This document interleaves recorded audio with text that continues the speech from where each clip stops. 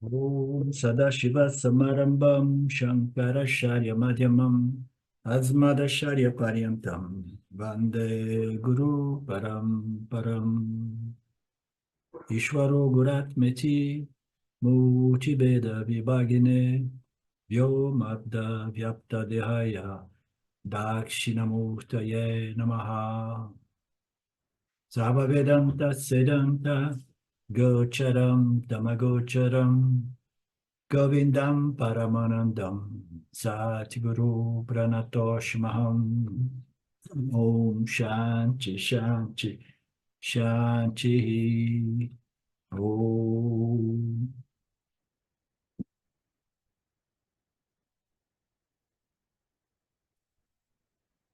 Okidoki. Como eu digo sempre, aqueles de vocês que se sentirem inclinados a abrirem o vídeo, eu sempre prefiro ver vocês. O verso 20, na verdade, só eu sou o desfrutador e o Senhor de todos as suas sadhanas, de todos os seus esforços espirituais, yajanas, né? São práticas espirituais, né?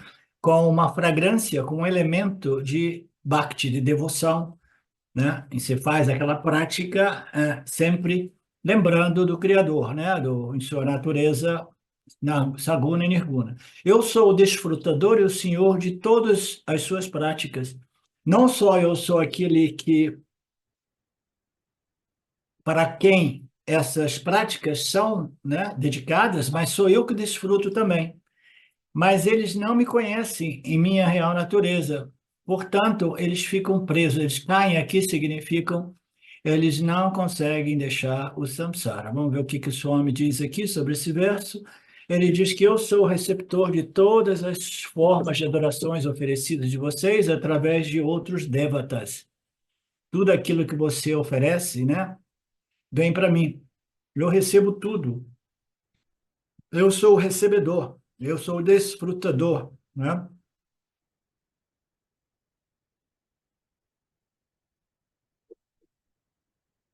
Assim, o poder dos devatas finitos é algo concedido por mim, né? Entre aspas, né?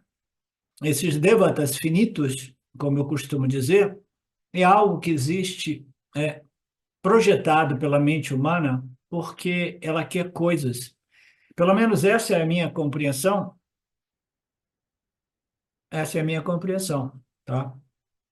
São devatas finitos, são símbolos do real Criador, que por sua vez é um símbolo do Nirguna, que não é um Criador, mas é a real natureza de Deus, né? Então, tudo vem de quê? Qual é a fonte original de tudo isso? É Satchitananda, consciência, existência de natureza infinita e ilimitada. Essa é a única fonte, é a única realidade. Tudo vem somente de mim. Então, se existe um devoto que se volta para um símbolo, seja ele coisas deste mundo físico, porque tudo, no final das contas, é um símbolo de Deus. Por que que tudo isso é um símbolo de Deus? Porque são sobreposições naquilo que é a consciência infinita e ilimitada. Então, qualquer sobreposição que ocorra na tela do cinema, nada mais é do que a tela do cinema. Se eu projeto o que desejo por coisas deste mundo, físico, material, humano, eu estou desejando indiretamente a tela, a consciência, a existência, mas eu estou preso naquelas sobreposições, né? Todos, né, no final das contas, estão me adorando, a tela, o pano de fundo, o adhistanam, né? O substrato, a base. Mas eles não conhecem essa estrutura. Elas não me conhecem, eles não compreenderam, né, os ensinamentos do Vedanta, principalmente os ensinamentos puramente Upanishadics, né, na qual eu sou revelado como que o substrato de todo o cosmos. Tudo aquilo que eles buscam, eles estão buscando em mim, porque eu sou a fonte, o meio e o fim. Mas eles não conhecem essa estrutura, eles não conhecem os ensinamentos de Mithya, essa ordem projetada, né, no âmbito da minha existência una.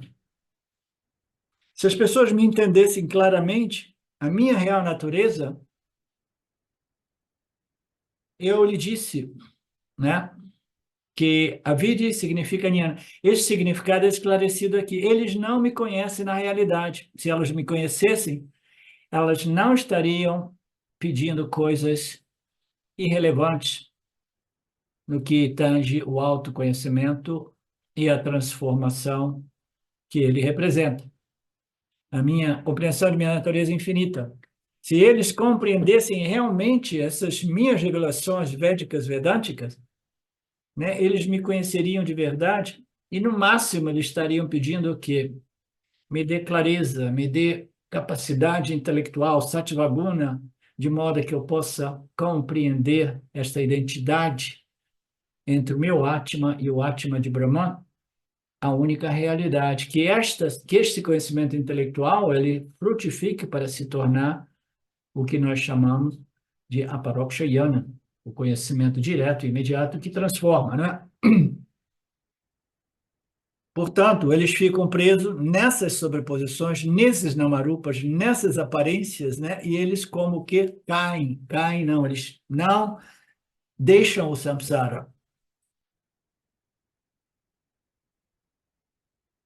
Krishna diz aqui que eles não me conhecem de verdade, a minha real natureza. Krishna está indicando indiretamente que ele tem duas naturezas, a natureza saguna e a natureza nirguna, como eu estava dizendo antes. A minha natureza saguna, né, é aquilo que vocês me veem, o Namarupa Krishna, com determinadas atributos, qualidades, né, sendo que a mais fundamental é puro Satvaguna, pura inteligência e conhecimento. Né? Mas a minha real natureza é o quê? É Satchitananda, é consciência e existência, a única realidade. Eu tenho uma natureza superficial aparente, e eu tenho a minha natureza real como Satchitananda, a essência, o substrato de tudo que é percebido como um namarupa, um objeto de experiência e conhecimento. Só qual é a minha natureza superficial? Nome, forma e atributos.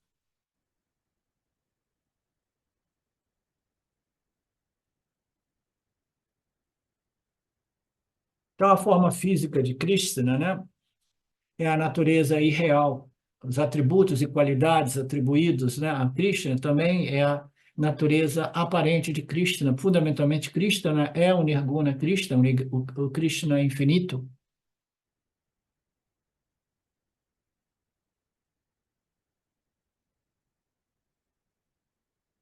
Aí ele fala alguma coisa aqui que eu não compreendo. Depois de Svarga Rohanam, portanto, Manutsa Vesan é real. Só aquilo que é irreal são os Namarupas, são os representantes de Nirguna Krishna. Aquilo que é real é Krishna como Satchitananda, existência consciente, consciência e existência de natureza una, a única realidade. Mas eles veem a minha forma física, os meus atributos, e elas ficam iludidas, pensando que eu sou esta projeção de nome, forma e atributos. Mas qual é a minha verdadeira natureza, né? Qual é a minha verdadeira natureza? Nós do Vedanta Brasil sabemos. A minha verdadeira natureza é Purna. Purna Svarupa. Eles, em vez de virem a mim para querer conhecer a minha natureza Purna Svarupa, eles querem coisas limitadas e finitas, né? Através da interação com os meus representantes, assim por dizer, né? Essas deidades que me representam, que são meras projeções da mente humana, ou uma interação, digamos, né? Entre energias sutis e as mentes humanas, a nível mais coletivo. Portanto, o que ocorre?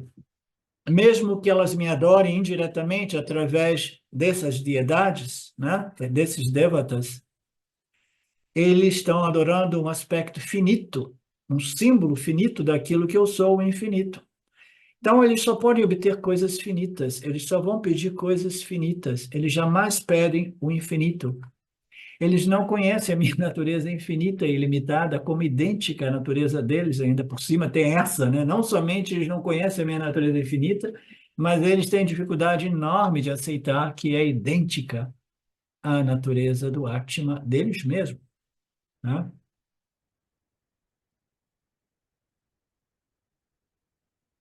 De tal modo que eles, não tendo um intelecto refinado o suficiente para compreender os ensinamentos Upanishads, eles vêm para mim para pedir dinheiro, né? Incremento, né? Uma casa maior, ou coisas desse tipo. Eles fazem pujas, tapas, todos os tipos de sadhanas, né? Para obter alguma coisa finita. Aí ele repetiu o mesmo exemplo da aula passada, que o cara queria, né? Um devoto queria um lago de leite, Ishvara, né, entre aspas, projetou, né, concedeu. Aí no final ele diz: Não, eu tenho tanto leite, eu posso até distribuir o leite, porque o leite é infinito, ele nunca irá cair de nível, né? Ele nunca se esgotará. Então o leiteiro diz: Que maravilha, você me abençoou. Então ele chamou o senhor de volta, agora eu quero um lago de água pura, não contaminada. Mesmo que seja um oceano infinito, mesmo que eu te dê um lago puro de água cristalina, uma pessoa tão identificada com a natureza finita e limitada do ser, né, ele vai ser equivalente a um cachorro que só sabe beber água lambendo a água. É aquela analogia interessante, estranha, né? Mas muito significativa, né? Mesmo que eu te dê um oceano, um lago infinito de água pura, não contaminada, cristalina, o que você vai fazer? Você só consegue dar umas lambidas nela.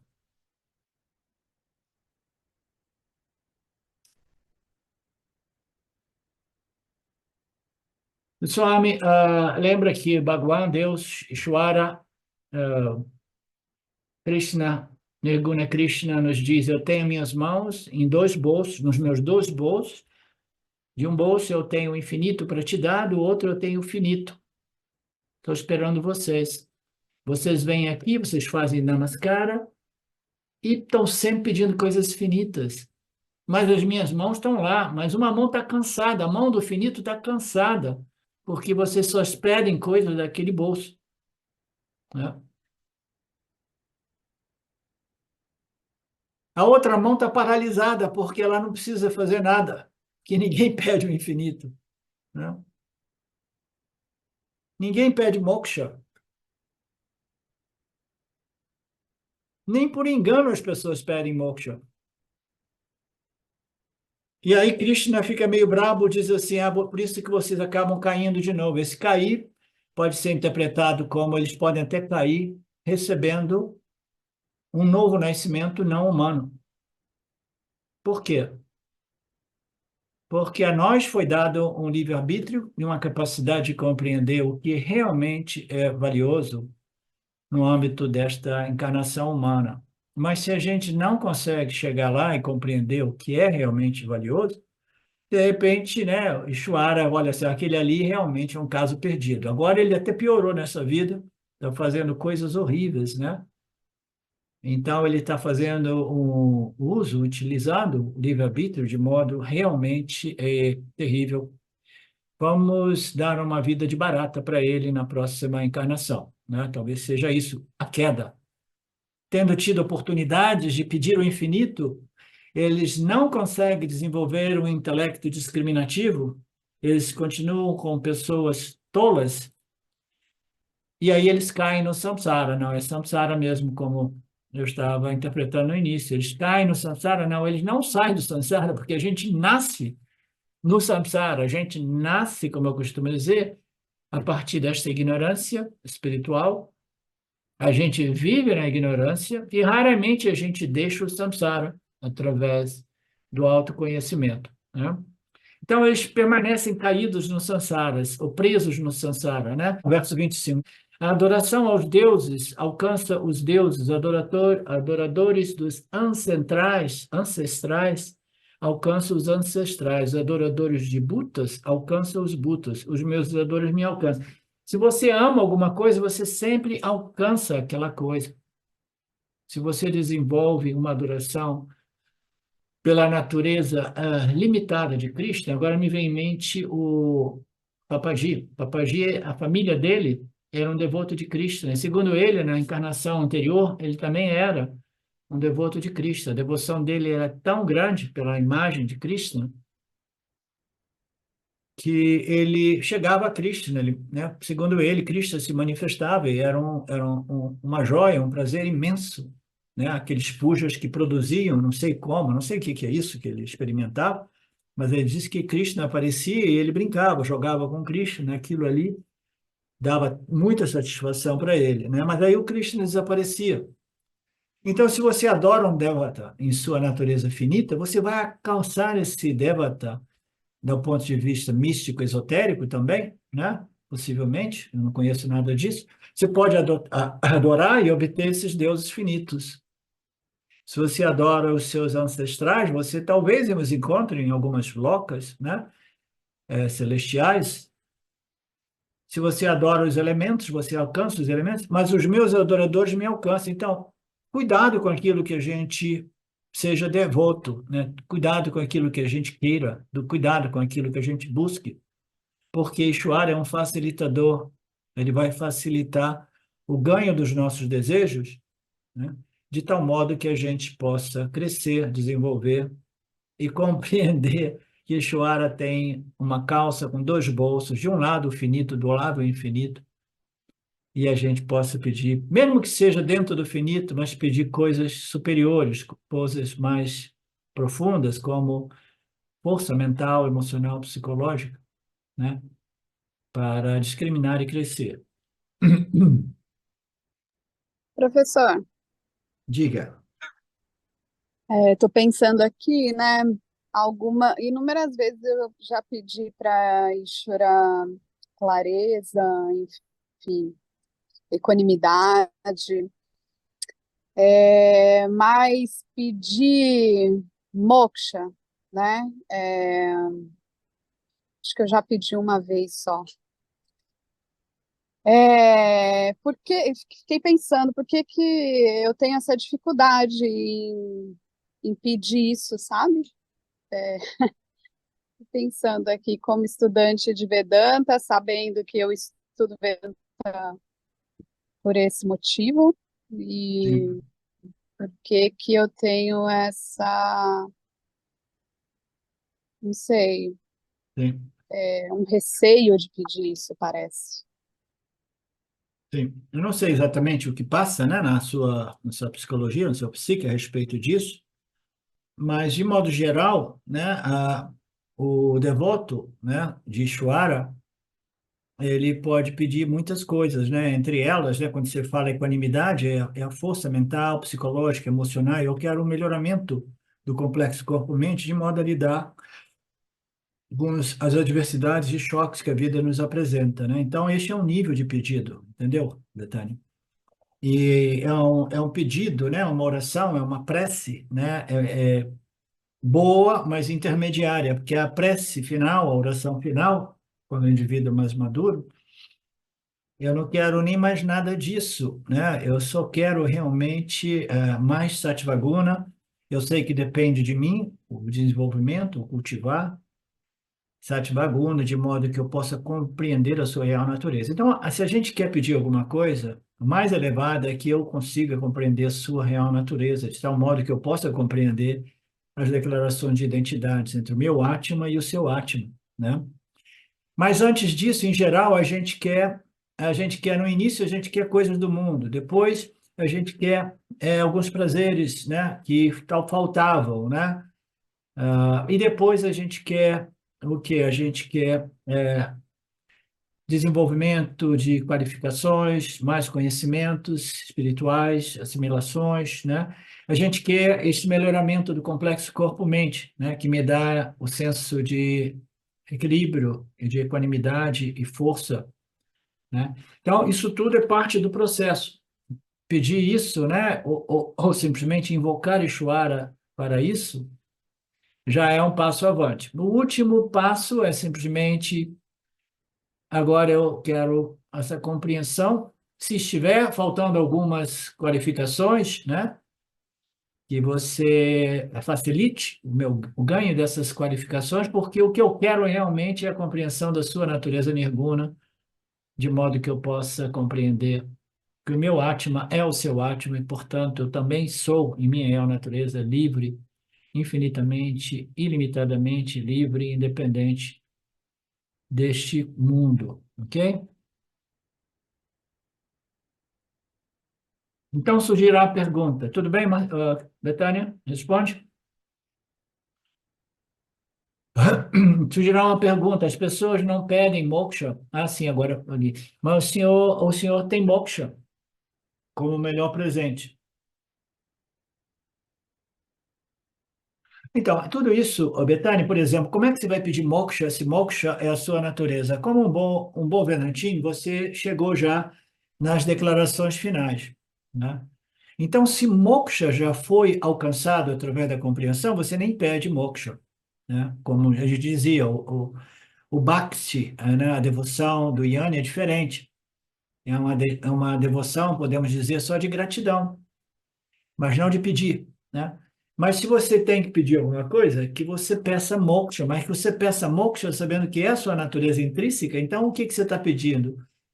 Que você remova os obstáculos entre eu e a compreensão de que a minha natureza já é e sempre foi moksha, livre, infinitamente livre e independente de tudo. Então, você pede a compreensão de sua natureza, que sempre foi moksha, é importante, porque senão você pode pensar que moksha é alguma coisa outra que a sua real natureza. Moksha é o melhor presente, mas a gente precisa de invocar o Senhor em sua natureza nirguna para compreender as declarações de identidade dos Upanishads.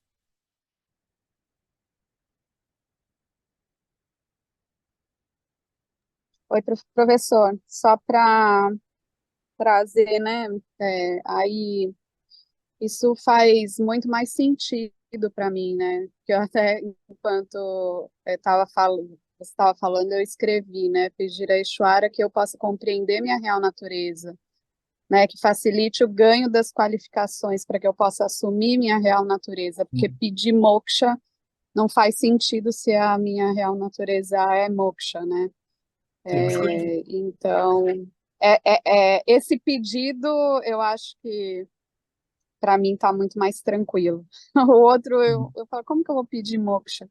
É, É, então, porque você está estudando Vedanta já há muitos anos, né? Então, o conhecimento, você já tem uma boa base de conhecimento, né?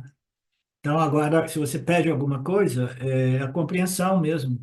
A compreensão, assimilação, internalização que transforma, né? Então, que se existem obstáculos, que o Senhor facilite na remoção desses obstáculos, né? E sabendo que tudo vai depender realmente de você, né? Mas invocar o Senhor é sempre uma coisa extremamente positiva, porque a gente não compreende o Senhor, né? Como eu compartilhei com vocês já algumas vezes no passado, né? Quando eu cheguei no meu processo naquele ponto, eu parei de fazer tudo, parei de meditar, né? E a sadhana se transformou numa sadhana de oração, pedindo para que Deus se revelasse diante de mim. Eu já sabia que tudo que existe é a consciência, eu sou a consciência, mas eu queria essa fosse uma revelação direta, né? Então, no final das contas, a gente quer, a gente pede por isso, né? Quando você vê que todos os esforços relacionados a ações, sejam elas mentais, físicas ou verbais, todas essas ações irão produzir resultados limitados. O único resultado ilimitado é a compreensão da minha natureza intrínseca como o Atma ilimitado. Então, a gente vai pedir apenas isso no final, né, Betânia? Pedir, tá? Porque os conhecimentos estão aqui, mas se não, se essa compreensão livre de dúvida não foi realmente alcançada de modo tal a produzir uma transformação evidente, existem sim alguns obstáculos, e invocar o Senhor é o que nos resta, porque a gente não sabe o sistema kármico, causalidade, causa e efeitos.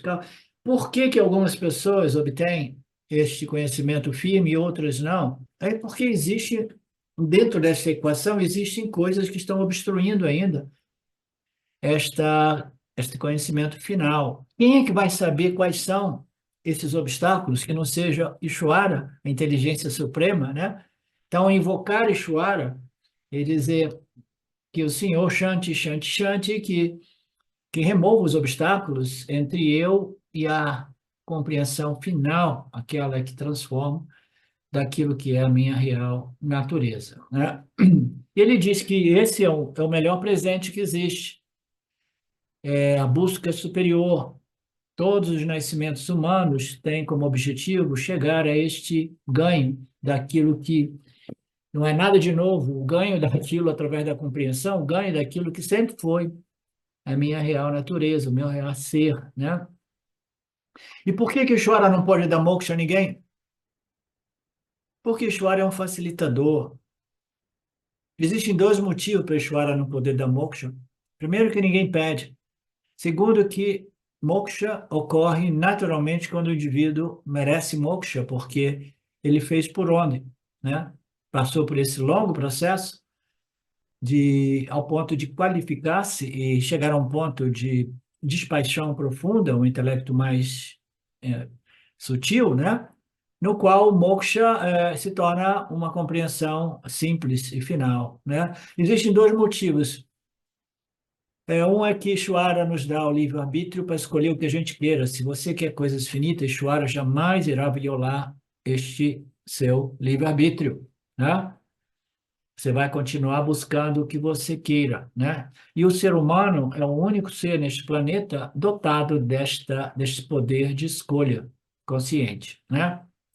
Você sabe que os cachorros, as galinhas, os gatos, elas não têm objetivos na vida. O objetivo é instintivo de quê? De sobreviver. Eles estão sempre olhando para baixo, procurando mais comida, tá? Só o ser humano, esse ser mais inteligente, né? Parece ser assim. Ninguém sabe exatamente como uma baleia experimenta a si e ao mundo ao seu redor. Você precisa se tornar uma e depois, de repente, você nem lembra como ser humano, né? Então, a gente observando, a gente fala, não, isso tudo é o privilégio de ser um ser humano, né? Então, ele não pode violar essa lei natural da escolha do intelecto humano. O papel de Deus é apenas aquele de facilitar e, e apresentar diante de nós todos os possíveis, as possíveis buscas ou objetivos humanos. E aí a gente vai escolher o que que eu quero. Quero riqueza física, eu quero punha material, eu quero punha psicológica, espiritual. Qualquer objetivo, todos eles estão diante de nós, né? E a gente vai percorrendo essas buscas, né? O caminho para obter essas coisas. Se você não quiser utilizar a sua escolha, o seu livre-arbítrio humano, o que que vai acontecer? Você perde o privilégio do nascimento humano. Ishvara não pode violar suas escolhas e você não pode dizer, eu não vou fazer escolha. Se você não fizer escolha, Ishvara vai tirar você do corpo e vai trazer de volta como um ser animal, né? Porque o animal não tem essa mente consciente que permite o exercício do livre-arbítrio. É como se você estivesse declarando, ó, isso foi um engano, Ishvara, eu não quero o livre-arbítrio, não quero o poder de escolha.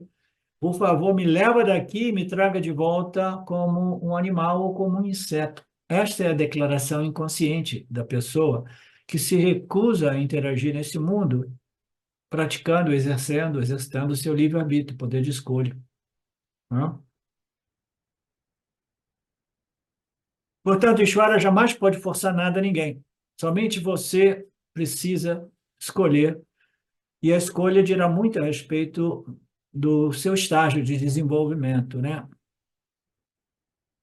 Portanto, Deus não nos dá nada, nada, nada, nada. Isso parece uma contradição. Ah, mas todos esses rituais para obter coisa, aí a gente nem vai tocar nesse assunto, mas são ganhos psicológicos. A mente se estabelece na medida que você se associa até mesmo com esses devatas, né? Esses devatas pessoais, dá um sentimento de conforto, de amparo. E não somente isso, você está fazendo todas aquelas práticas, né? E ao mesmo tempo você está melhorando a sua mente para buscar o que você quer, seja dinheiro ou status. Mas, fundamentalmente, Ishvara não nos dá nada. Nós é que escolhemos e nós obtemos. E que as nossas escolhas, esse é um outro ponto importante. Se a gente quer coisas, né? As nossas escolhas e ações, a gente escolheu, né? Eu quero isso, moksha, né, Betânia? Eu quero moksha. Que se os seus pensamentos, palavras e ações sejam em harmonia com o seu objetivo, que é moksha. Porque se uma pessoa diz, olha, eu quero moksha, eu quero moksha, eu quero moksha, mas, né, a vida da pessoa reflete que a pessoa, em realidade, quer coisas desse mundo, né? Então, o meu objetivo de vida não está realmente em harmonia com o meu real desejo, tá? Então, que o meu objetivo, quando eu estabeleço esse objetivo, e a minha vida seja um reflexo, né, totalmente em harmonia com o meu objetivo. Então, que as minhas ações sejam totalmente em harmonia com os meus objetivos, e que os meus objetivos, naturalmente, sejam dármicos, sejam em observação às leis do Criador aparente, né? Então, a gente só obtém aquilo que a gente quer, e não sempre aquilo que a gente diz que a gente quer é o que a gente quer, porque o que conta mais é a intenção, a motivação e a atitude do que as palavras, como nós sabemos, né? Talvez por isso, Betânia, você não coloque tão claramente, verbalmente, eu quero moksha, né?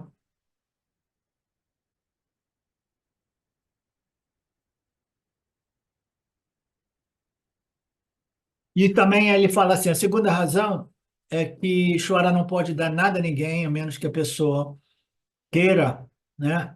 Chorar não pode dar nada a menos, senão o indivíduo, se você recusar a receber. Imagina se esse Deus fosse um Deus chato, né? Fosse um sistema que de vez em quando ele fica meio bravo, aí fala assim, não, eu vou forçar esse moksha, eu vou forçar esse desejo pelo autoconhecimento em alguns dos meus devotos, né? Mas os devotos continuam resistindo, e esse Deus fala, não, não é possível, esse devoto parece estar maduro, deixa eu ver se eu forço esse desejo, esse mumukshutva, na mente desse... Não, não pode fazer isso. Se o devoto tem o poder de recusar,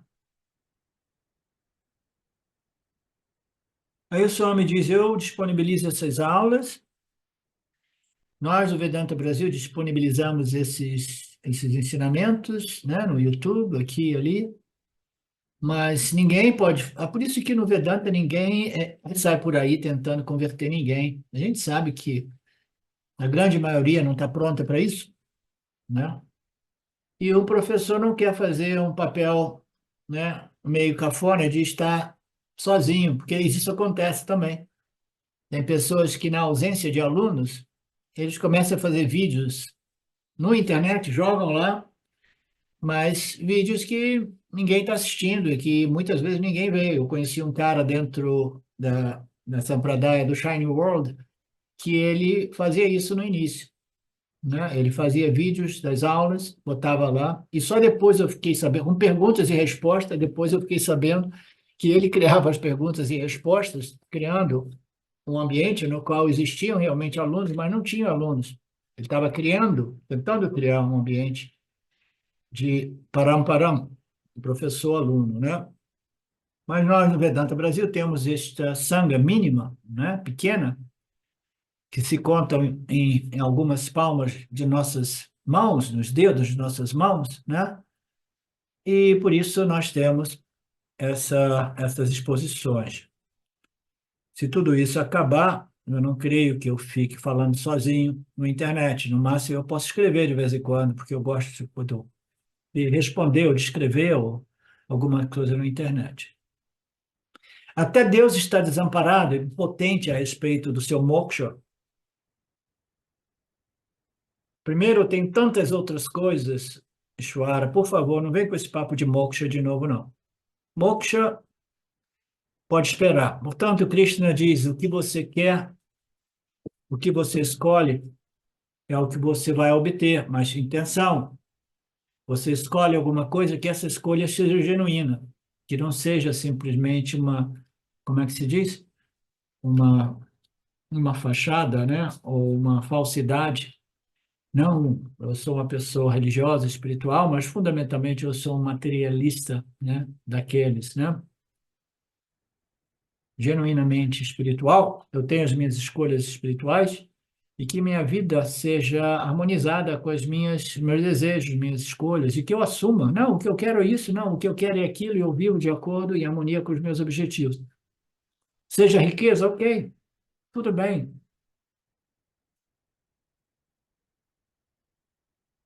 Mas isso também não é correto. Então vamos ver o que que ele diz sobre Lakshmi. É por isso que qualquer um que quer fazer negócios antes começa a fazer pujas para o Lakshmi. Eu vou abrir uma loja, pá, Lakshmi, fotos dele, e pujas para o Lakshmi, porque eu quero sucesso material, quero dinheiro, prosperidade, né? E aí ele fala assim, ele apresenta aí um cutão cheio de moedas de ouro. Isso também não é correto, está inclinado. E não apenas intitulado, as moedas estão caindo e é mantido acima da mesa para que imediatamente o dinheiro caia na sua mesa. Portanto, os adoradores de dinheiro receberão dinheiro. Então, eu não conheço, não tenho o menor interesse nessas pujas. Até, dizem que é uma tecnologia complexa que tem que ser observada nos seus detalhes, mas eu considero tudo isso irrelevante para nós do Vedanta Brasil. Eu nunca tive interesse em nada disso. E eu não compreendo esses rituais. Aí ele fala sobre as divindades, né, que no final das contas são facilitadores dos nossos desejos limitados, né, e elas se tornam os nossos ídolos, a decadência das nossas culturas no planeta chegou a tal ponto que os ídolos de hoje são as coisas mais ridículas do mundo, né? São jogadores de futebol, são supermilionários, são Arnold Schwarzenegger, aquele do Terminator 1, 2, 3, né? Então, a gente vai adotando ídolos que são realmente, né, um reflexo de uma decadência incrível. Parece que é isso que a gente quer, né? Então, as crianças começam a seguir esses ídolos. Eu gosto de futebol, mas de vez em quando eu vejo umas coisas assim, meu Deus, que loucura! Ah, o time lá da Itália ou da Europa comprou um jogador que era do outro adversário, chegou lá, aí todo mundo lá, ídolo, né? Em torno ao clube, esperando a chegada desse jogador. Eu falo, meu Deus, que doideira! Os caras ficam idolatrando esses meninos que chegam ali para ganhar milhões, para jogar futebol, como se eles fossem deuses, literalmente deuses. É loucura. A que ponto nós chegamos? Assim, os artistas de Hollywood, né?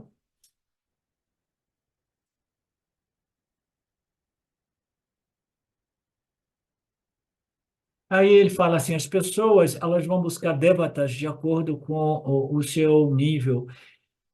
E aqui ele fala sobre magia negra, que alguns adoram devatas, né? Que têm esses poderes, né? Mágicos, né? De prejudicar outros para o meu benefício. Então, o que acontece com essas pessoas? Elas acabam se tornando assim. Elas adoram divindades tamásicas, porque elas são tamásicas e elas se tornarão sempre mais tamásicas, agora elas querem coisas invocando essas divindades tamásicas no mundo da, eu não quero falar nada que possa, da magia negra, digamos assim, ok?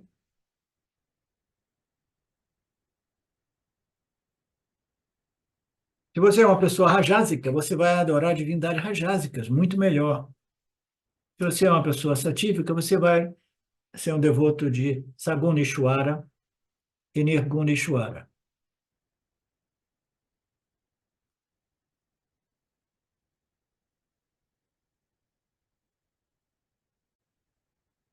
Verso 26, com devoção, quem me oferecer uma folha, uma flor, uma fruta, uma água, eu aceito aquela oferenda devota daquele que tem a mente pura, né? Então, agora ele vai entrar um pouco mais no âmbito dos rituais. Nas escrituras védicas, também se fala de Sakama Bhakti, também se fala de Niskama Bhakti, também se fala de rituais, né? Rituais de Niskama também são mencionados, né? Nisso há rituais para ganhar coisas materiais deste mundo e rituais para ganhar coisas relacionadas ao crescimento espiritual. Rituais, rituais, né? Então, existe um tal ritual Niskama, que você faz tudo aquilo puramente para obter o progresso espiritual.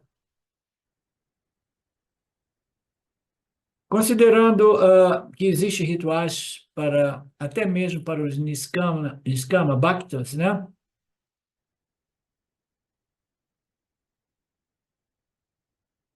Isso nos diria assim, opa, se existe um atalho, né? Se existe um modo de fazer um ritual que envolve uma ciência, uma tecnologia, como alguém chama na Índia, né?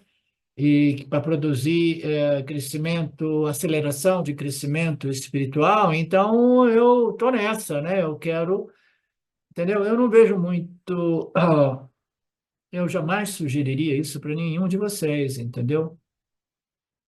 Fazer rituais para ganho de elevação espiritual.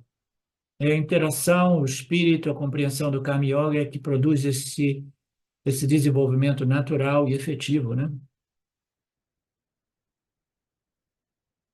Então, existem rituais para ambos, Sakama e Niskama Bhakta, dependendo do resultado que queremos alcançar.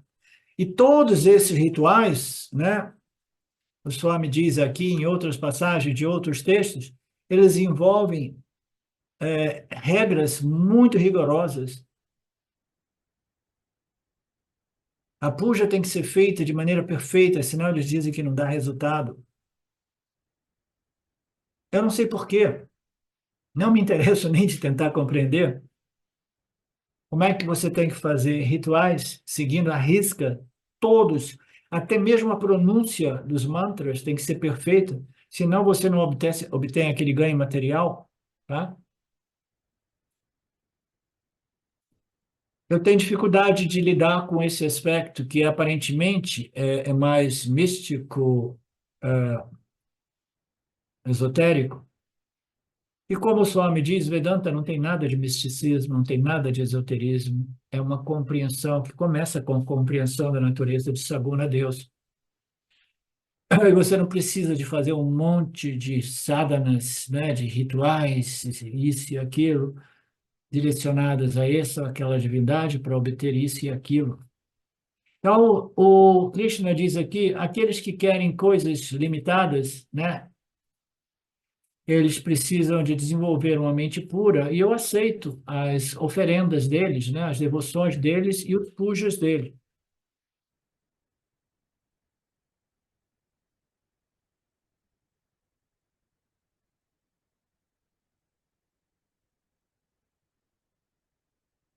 E quanto maior for o resultado, quanto maior é aquilo que você está pedindo, as regras são mais complicadas, né?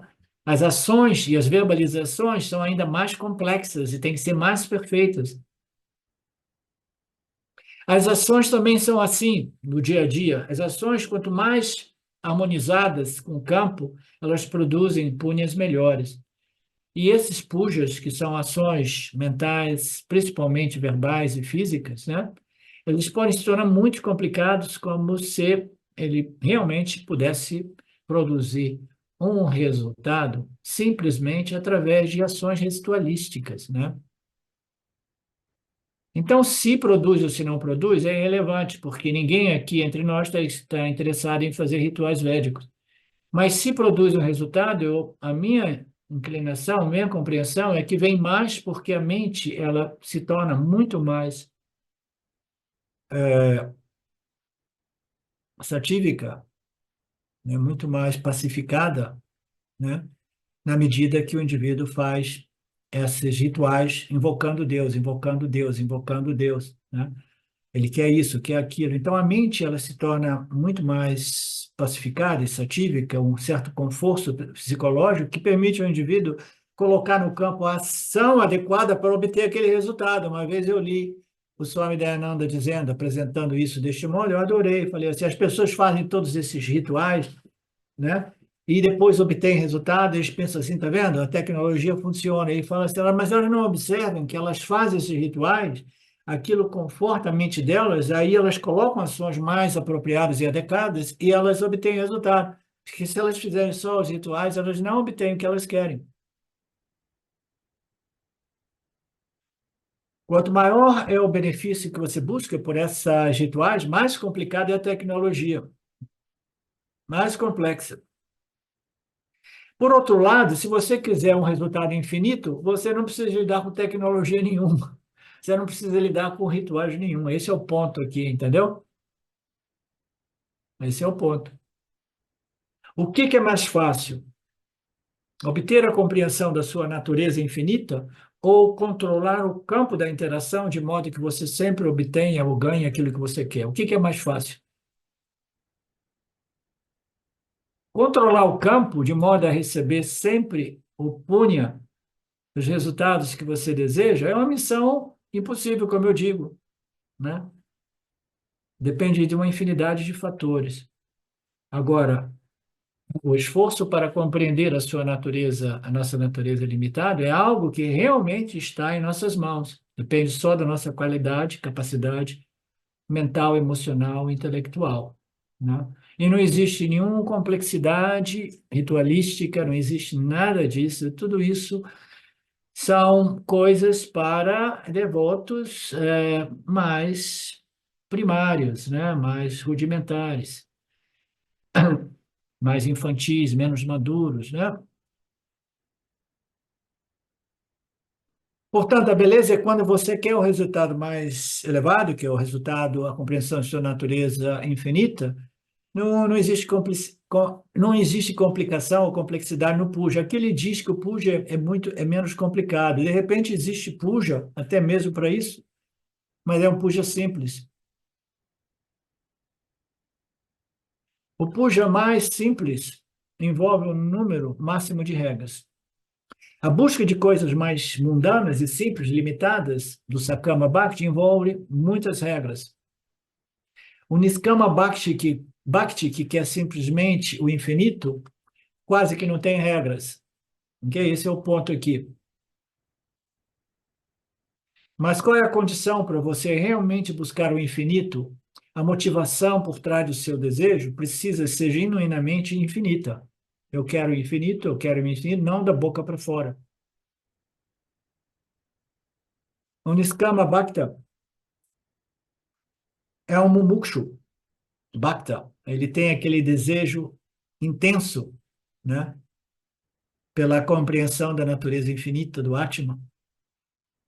Ele oferece até mesmo pujas, que eu não vivi nesse contexto, eu não sei como seria se eu estivesse vivendo lá, quando o desejo era intenso na minha mente, entendeu? De repente, eu já inserido no contexto dos pujas, eu estaria fazendo pujas, pedindo ao Senhor, né, se revele diante de mim, se revele, mas utilizando os pujas, porque é uma coisa cultural. Eu, fora daquele ambiente, eu simplesmente, né, eu jogava isso, né, jogava isso no campo.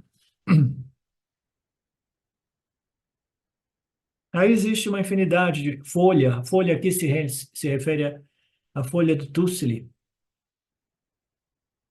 Existe uma infinidade de elementos que são utilizados nesses pujas, cujo fogo é um dos elementos mais importantes, né?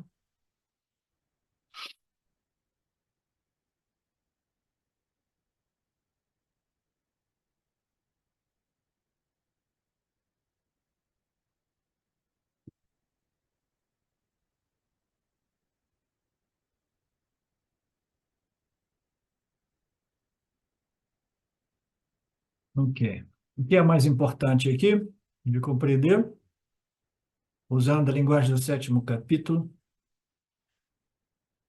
para compreender que tipo de Bhakti esse capítulo se enquadra, ele não se enquadra no Yani Bhakti, but Anyani Bhakti, e o Anyani Bhakti, ele pode ser Sakama e Niskama. E Krishna diz, tal pessoa é uma pessoa de mente purificada, aquela que se tornou um Niskama Bhakta, né? E o que que significa a purificação da mente nesse contexto? Ela é purificada ao ponto de já não desejar objetivos finitos, né? Como mais dinheiro no banco, mais propriedades. Essa é a pureza da mente. Ela está buscando o infinito, embora os objetivos finitos não devam ser negligenciados, dependendo do karma de cada um de nós, mas que sejam genuinamente moderados.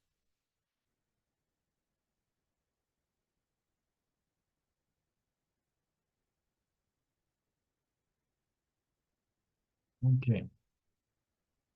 E ele diz: eu recebo essa oferta, mesmo que seja uma oferta por coisas finitas, inferior, eu recebo a oferta, nenhum problema. Eu estou aqui com a mão nos dois bolsos, né?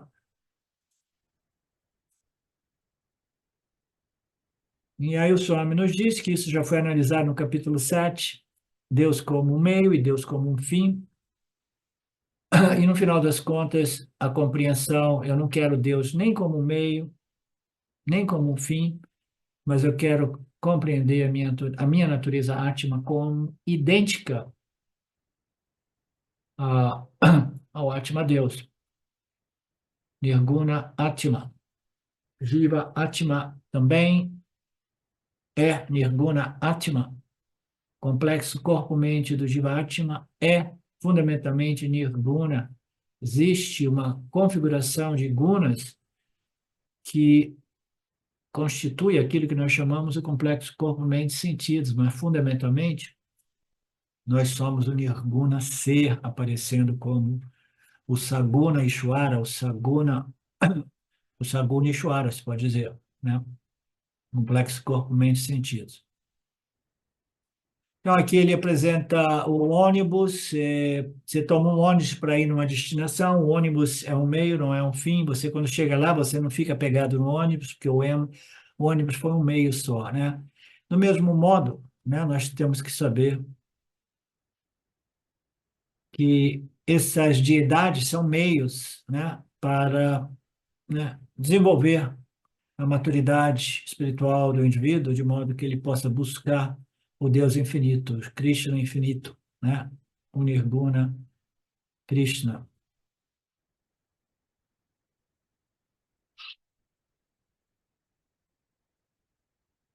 Verso 20.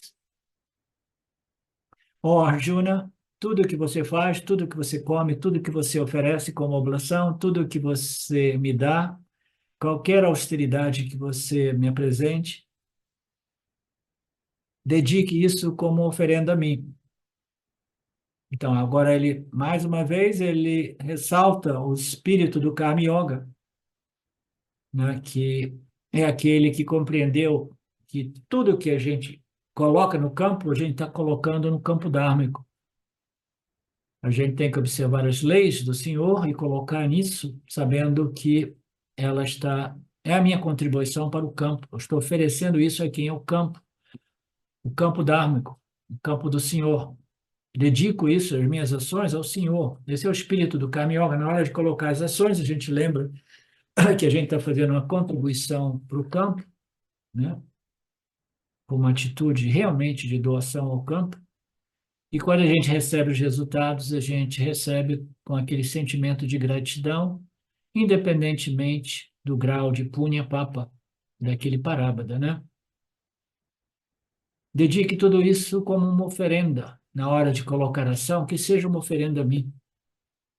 Krishna diz que mesmo que você não tenha nada de especial para me oferecer, ofereça a sua ação.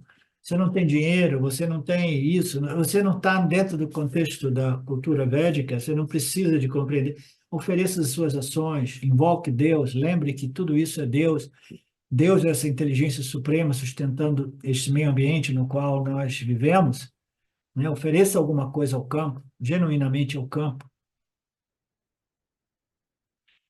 E se você não tem nada muito importante para oferecer, né? Você está consumindo água, está consumindo ar, está conseguindo as frutas. Você está morando lá num lugar isolado, você quase não tem nada, mas pelo menos quando você estiver consumindo, se saiba que você está consumindo a mim mesmo. Eu sou a comida, eu sou a água, né? Eu sou tudo. ofereça tudo isso no fogo digestivo, né? Que sou eu.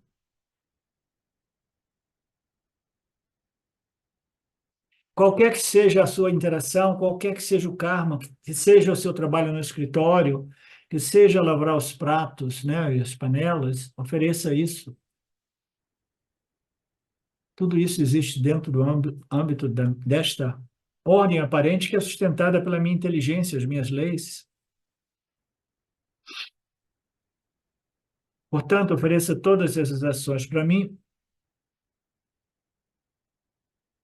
Ele está em todas as partes. É por isso que o Marcelo não viaja mais. Então, o senhor está em casa e só esse é o meu problema, né? Está no escritório? Não, estou em todas as partes. Ok. Esse é o aspecto mais belo da vida religiosa oferecida na cultura védica.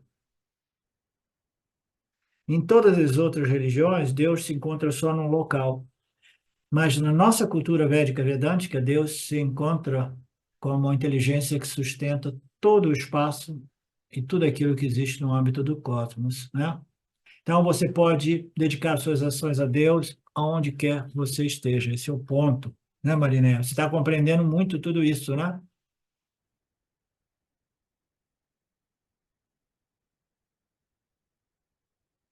Portanto, antes de você engolir a sua comida, né, invoque Deus e agradeça a Deus e ofereça aquela bebida a Deus antes de você ingeri-la. Se diz que quando você faz uma oferenda, aquele alimento ele se torna impregnado, né, com uma energia diferente, né? Nesses rituais, eles primeiro oferecem, né, aquelas frutas ou isso e aquilo, oferecem, né, aquela divindade.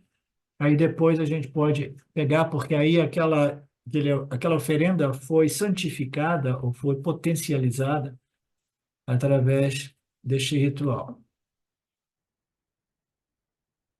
O Senhor está em todas as partes, está no seu estômago. Ofereça o alimento para o Senhor, porque o Senhor é o estômago. Senhor, eu estou oferecendo isso no fogo digestivo, que é o Senhor.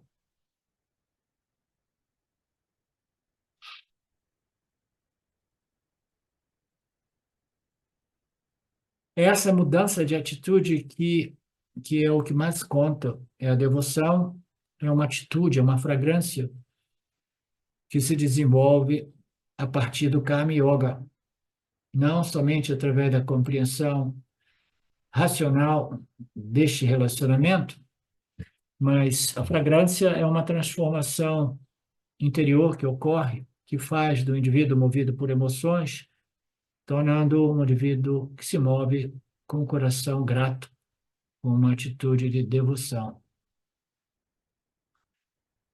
Ok, dedique-se a mim não é um trabalho físico, é apenas atitude, lembrar que eu estou em tudo e em todos. Isso se chama o Niskama Bhakti mais elevado, que conduz à libertação. Este é o Karma Yogi, né? Tudo isso se concentra, esse Niskama Bhakti, né, mais elevado, é o Karma Yogi, que nos permite entrar no Shravana, Manana e Nididhyasana dos Upanishads. Como isso te conduzirá à libertação? Isso Krishna oferecerá nos próximos versos na aula de amanhã. Amanhã nós temos um arquivo novo. Okidoki.